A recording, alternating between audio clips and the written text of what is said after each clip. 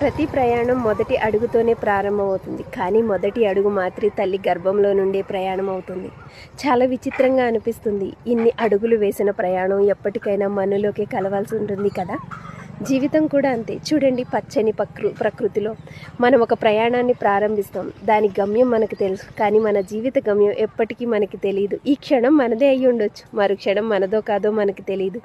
భలే అనిపిస్తూ ఉంటుంది ఒక్కొక్కసారి. కొన్ని పరిచయాలు, కొన్ని స్నేహాలు, కొన్ని బంధుత్వాలు, అలాగే కొన్ని వస్తువులు కొనుక్కున్నప్పుడు నాకే సొంతం అనే భావన. కానీ మనకి తెలుసు, మనమే మనకి సొంతం కాదు, ఈ మట్టి పాలు మన్ను పాలు అని.